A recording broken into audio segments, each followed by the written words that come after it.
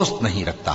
جن مسلمانوں سے خواہ مخواہ لڑائی کی جاتی ہے ان کو اجازت ہے کہ وہ بھی لڑیں، کیونکہ ان پر ظلم ہو رہا ہے، اور اللہ ان کی مدد کرے گا، وہ یقیناً ان کی مدد پر قادر ہے۔